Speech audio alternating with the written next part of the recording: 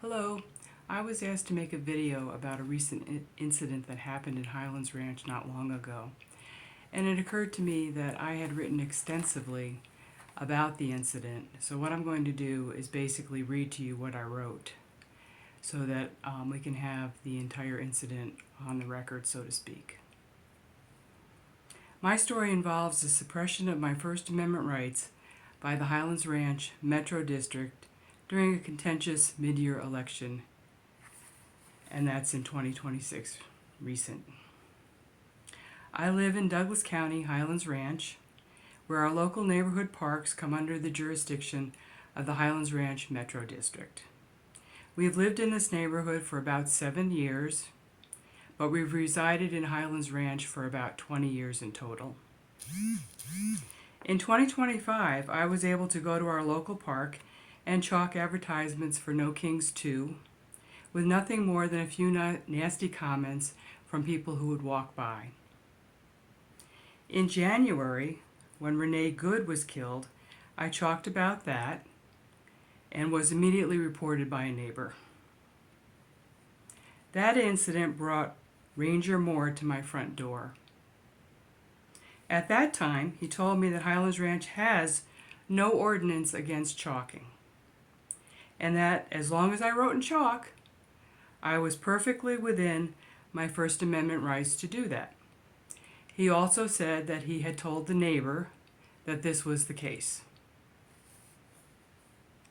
On March 9th, I returned to the same park, and I this time wrote advertisements for No Kings 3. We were within a couple of weeks of that event. I was followed by a man around the park who accosted me, and he said he didn't want my liberal shit in the park. He and his large dog followed my husband and I around the park, taking photos and recording everything I wrote. Later that afternoon, we received another visit from Ranger Moore. This time, he left a rules violation notice. I was being cited for what he wrote was graffiti/vandalism, writing with chalk, political statements. This was under 18-9-117, unlawful conduct on public property. Research into these codes revealed that there's no such reference for anything like that. Ranger Moore returned later that afternoon to explain the notice he left. And I have him on videotape saying that he was in a meeting after the first January incident where it was decided by higher-ups, including his boss, Scott Nelson, that they didn't want any more hate speech, religious or political speech in chalk in the park. You can hear me say in the video, well, you may not want it, but until you get an ordinance. Later, Ranger Moore goes on to try to intimidate me with an even more serious charge of criminal tampering. And that video has been released on TikTok and in other social media forums. So you can see exactly what the interchange is. Nothing's hidden. Without an ordinance, the Highlands Ranch Metro District has suppressed my right to engage in political free speech. It's obvious they don't want to deal with a few disgruntled MAGA neighbors, and they have decided that my rights are disposable.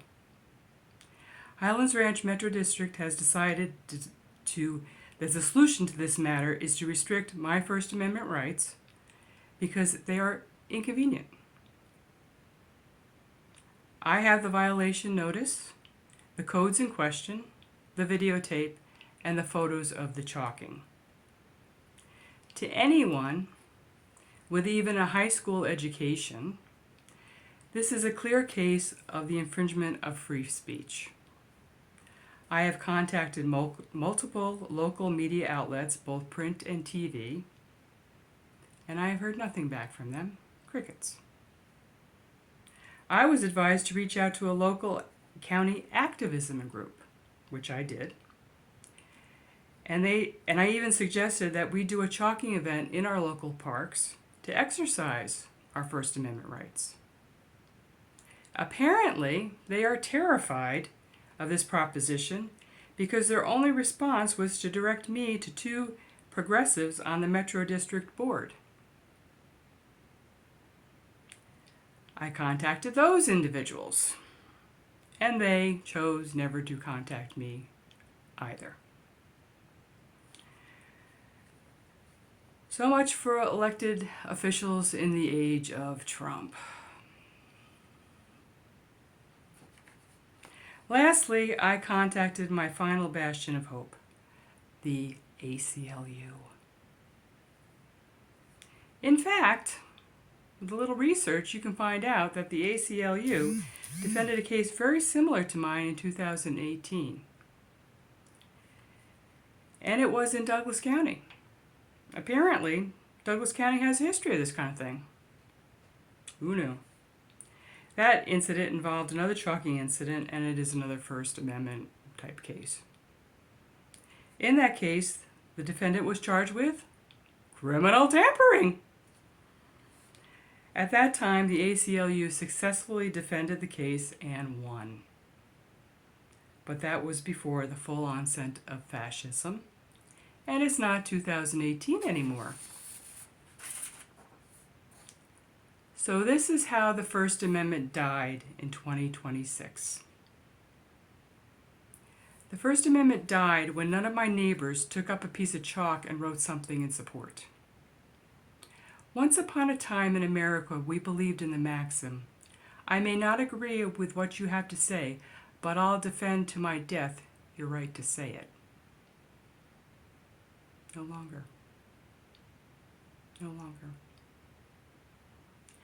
The First Amendment died when Ranger Moore caved to his boss because he knew during our first encounter what was right and what it meant to be an American. Shame on him.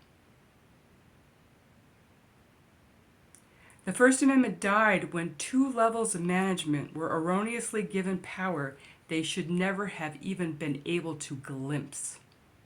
Because if they can't handle this, they should never have power. They used the power they did have to exploit and abuse an American liberty for expediency, and because they did not have the backbone required to call themselves Americans. They capitulated to convenience and are one source of Donald Trump's rot. They also knowingly sullied someone in their direct line of command. Shame on them. The First Amendment died when the press became disinterested in the rights of the people. A press afraid of following certain kinds of stories for fear of blowback is not a free and fair press. The press no longer serves the public interest. No wonder no one watches or reads traditional media sources anymore. The First Amendment died when a special interest group with activism in its name refused to act. Because it's fearful. And it's easier to look away. The First Amendment died when a champion of civil liberties, the well-funded ACLU, declined to weigh in on a case fraught with intimidation and an obvious abuse of rights.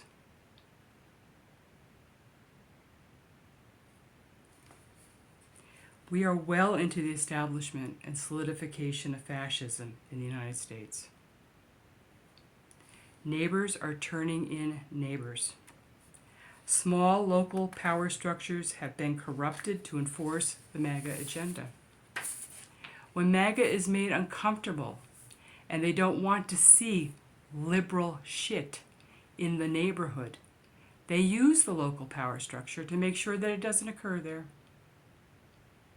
I don't need to wonder who would turn in Anne Frank in my neighborhood. I already know. It's no longer a theoretical question. After all, the people in positions of authority swoop in and intimidate the hell out of people to suppress what used to be an easily recognizable American right. Civics organizations, elected officials, and human rights organizations all bow out. Fascism lives and breathes in neat, comfortable, coveted neighborhoods where a new kind of conformity is now enforced. Welcome to America. You can hear the jackboots echo. I suppose that's what happened in Germany too.